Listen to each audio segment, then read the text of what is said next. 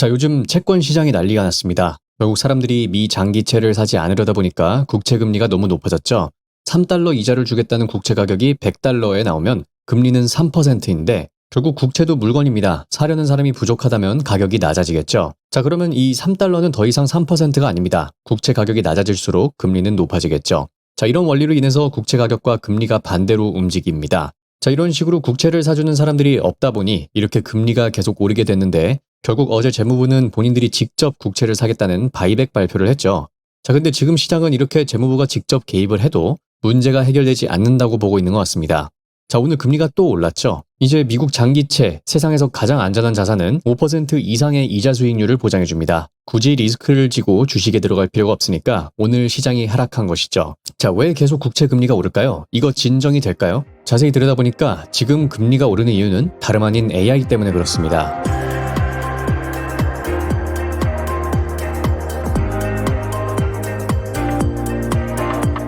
자, 시장이 미국 장기 국채를 사지 않는 이유는 다양합니다. 결국 다 제쳐두고 핵심만 말하면 미국의 장기적인 상황이 좋아 보이지 않아서이죠. 자, 지금 누가 봐도 상황이 안 좋아 보입니다. 빚은 어제부로 40조 달러가 넘어갔고 이란 전쟁은 계속되면서 유가도 90달러를 넘었습니다. 결국 국채를 직접 사겠다는 발표도 금리가 계속 오르니까 베센트 장관은 더 사겠다라고 하고 있죠. 자, 근데 이건 근본적인 문제 해결이 아닙니다. 어떤 물건이 안 팔리는데 그 물건 주인이 자기 물건을 직접 사겠다고 해도 그 물건이 매력 없는 거는 똑같이 유지됩니다. 자, 이 문제를 해결하려면 그 물건 자체를 매력적이게 만들어야겠죠. 자, 그런데 지금 문제는 이 물건의 매력이 더 떨어지고 있다는 겁니다. 그 이유가 다름 아닌 바로 빅테크 때문인데요.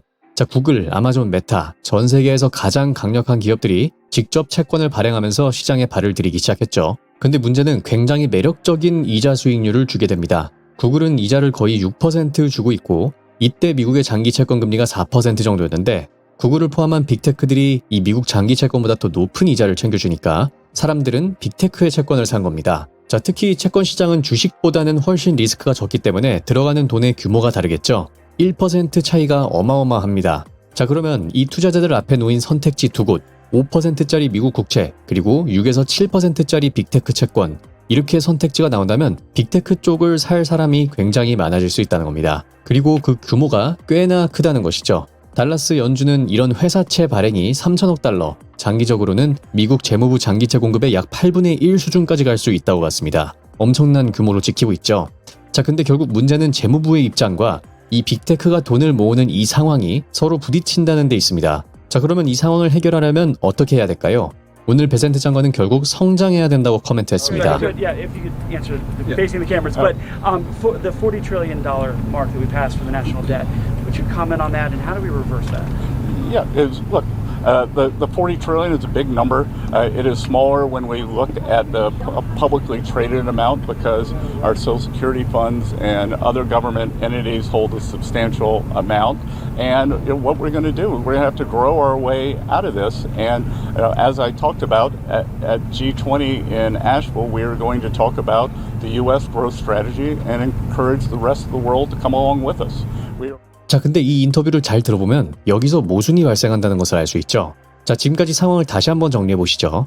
미국 국채 금리가 올라가는 이유는 국채의 인기가 떨어져서입니다. 빅테크 채권이 더 매력적이어 보이기 때문이죠. 근데 이 국채의 인기를 올리기 위해서 오늘 베센트가 이야기한 건 성장을 통한 부채 부담 극복이었습니다. 자, 그럼 미국이 지금 가장 기대고 있는 성장 전략이 뭐죠? 바로 AI입니다. AI가 잘 되어야 미국이 성장하는 것인데 AI가 잘 되기 위해선 빅테크들이 결국 자금을 조달해야 하죠. 자, 빅테크들이 자금을 잘 조달받기 위해선 매력적인 이자를 지불해야 되는데 이렇게 다시 이야기가 도는 겁니다. 그건 결국 미국 국채를 덜 매력적이게 만드는 일이라는 것이죠. 자, 결국 모든 건 하나로 모입니다. AI가 제대로 성장하려면 분명 자금 조달 비용이 낮아야 좋을 텐데 AI를 만들기 위해서 거대한 자금을 모으는 것 자체가 이 돈을 모으는 비용을 높이는 그런 압력이 될 수 있는 것이죠. AI 데이터 센터의 자금 조달이 결국은 장기 금리 시장에 추가적인 부담을 주고 있는 상황이 되는 것입니다. 자, 하지만 이 문제를 바꿔보면 그만큼 AI가 엄청난 매력이 있다는 것이죠. 그렇기에 돈이 쏠리고 있는 것이고 그렇기에 미국 국채 인기가 떨어지면서 가격이 하락하고 금리가 오르는 것입니다. 자, 모든 상황을 다 종합해보면 미국 재무부는 40조 달러 빚더미, 그리고 빅테크도 사실상 이제는 빚으로 데이터 센터를 확장하고 있습니다. 한마디로 성장에 대한 기대가 너무 커진 빚잔치인 겁니다. 자, 그럼 해결책은 유일합니다. 기대만큼 성장을 해주는 수밖에 없겠죠. 자, 결국 이 끝의 가능성은 3가지 정도로 귀결되지 않을까 싶습니다. 첫 번째는 닷컴 버블처럼 끝나는 거죠. AI가 분명 성공하고 수요도 계속 있지만 우리가 필요로 했던 것보다 데이터 센터를 너무 많이 지어버린 그런 케이스인 겁니다. 이때부터는 채권금리 급등하면서 돈 빌리기 어려워지고 파산하는 회사들이 나올 겁니다. 자, 그럼 과연 데이터 센터를 우리는 필요 이상으로 너무 많이 짓고 있는 것일까요? 이게 첫 번째로 생각해볼 문제입니다. 자, 두 번째 가능성은 그냥 AI가 돈을 엄청 벌어버리는 겁니다. 이런 시나리오도 분명히 있겠죠. 지금 투자되고 있는 캐펙스만큼 혹은 그보다 더 많은 매출 생산성이 올라가는 겁니다. 이 빅테크들의 클라우드 수요가 계속 꽉꽉 차고 AI 사용료도 충분히 발생하면서 기업들도 그리고 최종 소비자도 더 많은 소비를 하게 된다면 지금 상황은 전혀 문제가 되지 않을 수도 있습니다. AI 투자가 올라갈수록 AI 현금 흐름이 더 올라가기 때문이죠. 자, 이렇게만 된다면 소프트 랜딩으로 마무리되는 것도 충분히 가능합니다. 자, 마지막은 지금 이 상황이 전반적인 금융 문제 또 신용 경색 문제로 번질 수 있게 되는 겁니다. 이건 이제 1920년대 전력망 투자나 1870년대 때의 이 철도 인프라 붐과 닮아가는 시나리오겠죠. 당시 전력회사 위에 지주회사를 만들고 그 위에 또 회사를 세우면서 여러 층으로 부채를 쌓았는데 가장 밑단에 있는 이 전력 사업이 조금만 흔들리면 윗단에서 엄청 크게 흔들렸던 구조였습니다. 실제로 당시 이 SEC 보고서를 보면 전력회사들 매출 감소가 약 15% 정도밖에 안 됐는데 그 위에 지주회사 53개가 무너졌다고 기록되어 있죠. 자, 실제 전력 수요가 조금만 흔들려도 윗단에서 채무 불이행이 나오면서 투자자들이 빠진 겁니다. 자, 이건 지금 엔비디아를 떠올리게 하죠.